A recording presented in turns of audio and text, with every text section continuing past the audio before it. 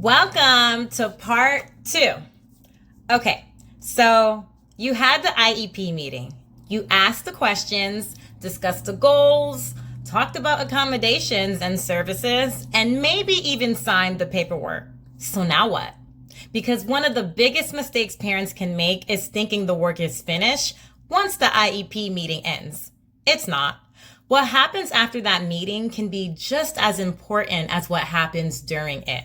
So here are 10 things I think parents should do after an IEP meeting to make sure that plan doesn't just become paperwork sitting in a folder somewhere. And stay with me, because number 10 is probably the biggest takeaway from this entire video. Let's go. 1. Read the final IEP again. Yes, again. You may have spent an hour or several hours discussing your child's IEP, but don't assume that because something was discussed in the meeting, the final document says exactly what you thought was agreed upon. When you receive the final IEP, sit down when you have some quiet time and actually read through it. Look at the goals, look at the accommodations, look at the services, look at the frequency and duration of services where applicable. Look at the placement. Look at anything that was changed during the meeting. Then compare that with whatever notes you took. For example, maybe everyone discussed your child receiving movement breaks. Okay, what does the final IEP actually say? Does it clearly reflect what you understood the team to agree to? If something looks different from what you remember discussing, don't just assume you misunderstood. Ask. You can send an email saying, I was reviewing the final IEP and wanted clarification on this section because my understanding from the meeting was. That's not being difficult. That's making sure everyone has the same understanding of the plan. 2. Create one place for all your IEP records. Please don't make the future you search through 400 emails trying to find an evaluation from 8 months ago.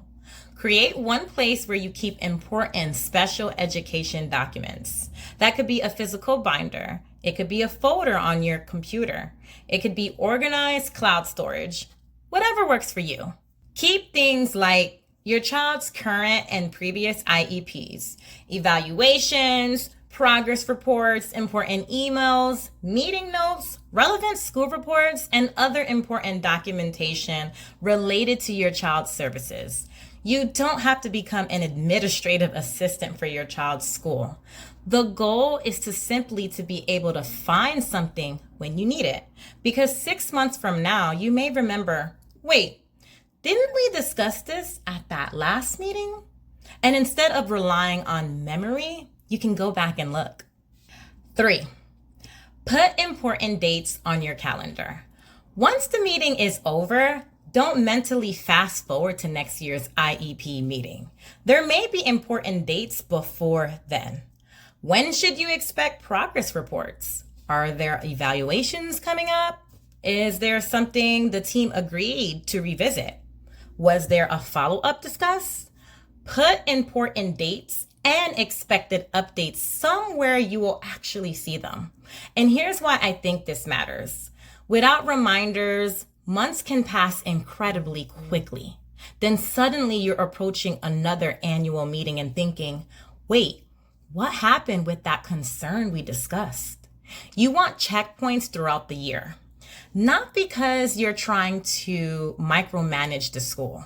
You're simply keeping track of whether the plan is moving forward. 4. Understand what the accommodations actually look like. This is a big one. An accommodation can sound great on paper, but I want parents to ask, what does this actually look like during my child's school day? Let's say the IEP says extended time. Extended time when? On tests, assignments, or both? How much additional time? Or maybe it says movement breaks. Okay. How does your child access that break? Can they request it? Does the teacher prompt it? Where do they go? Or maybe it says preferred seating. Where does that actually mean your child sits? The front? Away from distractions, near the teacher?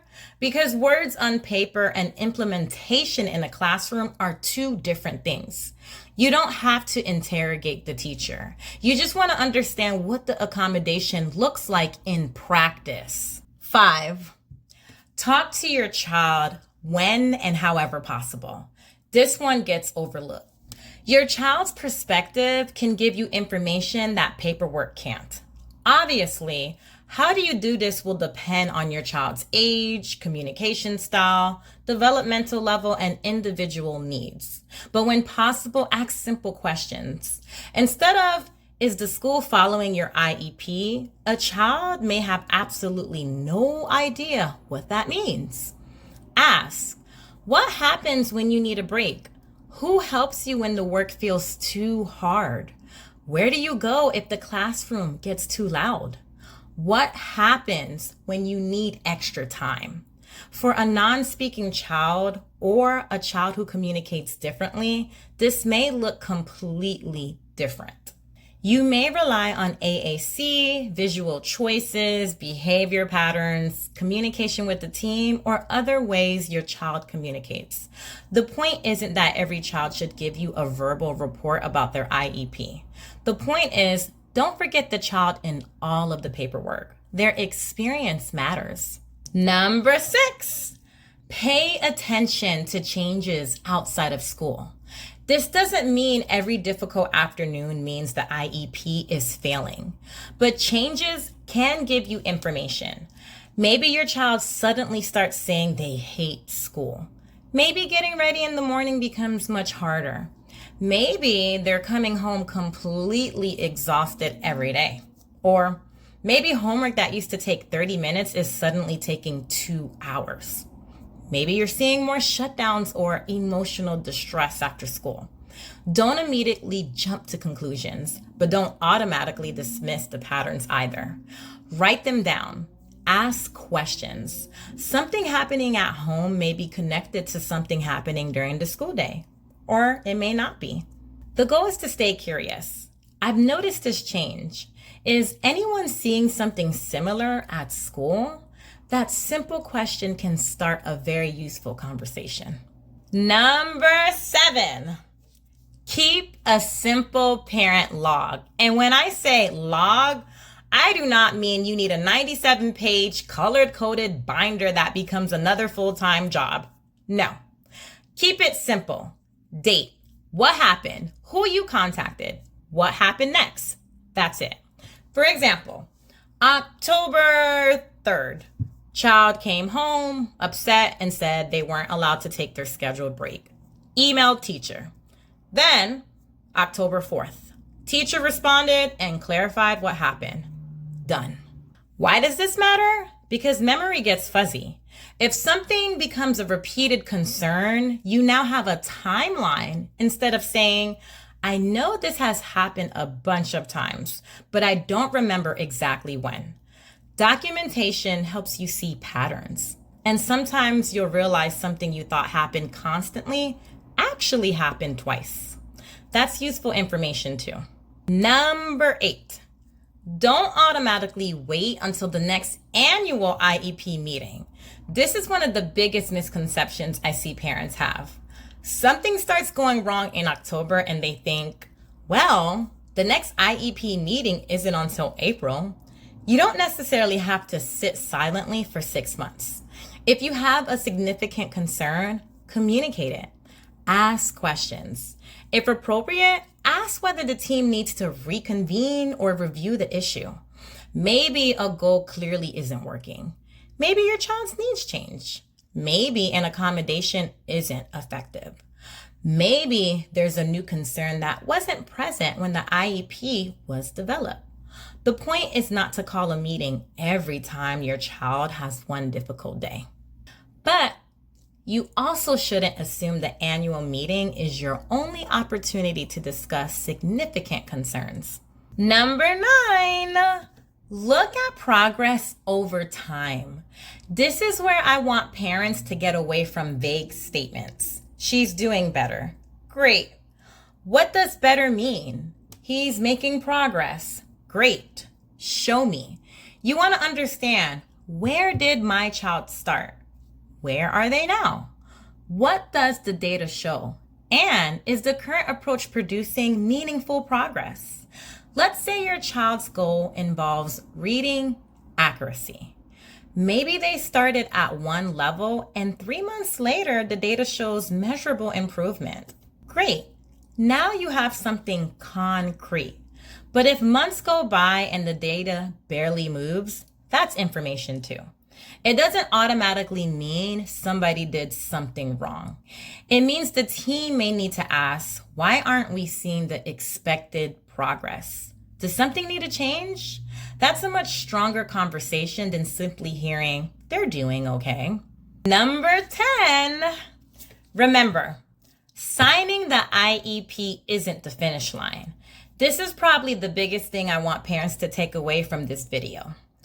A beautifully written IEP doesn't help your child simply because it exists. The real question is the plan actually working for your child? The meeting creates the plan. The months afterward tell you whether the plan is effective. That's why parent involvement doesn't end when everybody leaves the conference room. You don't need to become combative. You don't need to email the school every day. And you don't need to assume everyone is doing something wrong. But you do want to stay informed. Understand the plan. Watch the progress. Communicate when something doesn't make sense. Ask questions when something changes. And continue being part of the team. Because ultimately, the goal isn't to have the most impressive IEP document. The goal is for your child to receive the support they need to learn, participate, make progress, and thrive.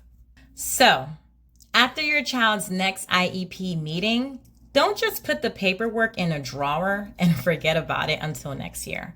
Read it, organize it, understand it, follow the progress, and keep asking questions. And if you made it all the way to the end of this video, comment part 3. Because part 3, I'm going to break down what parents can do when they believe their child's IEP isn't actually being followed. And if you're a special needs parent, caregiver, educator, or advocate like me, subscribe because we're going to keep breaking these topics down together.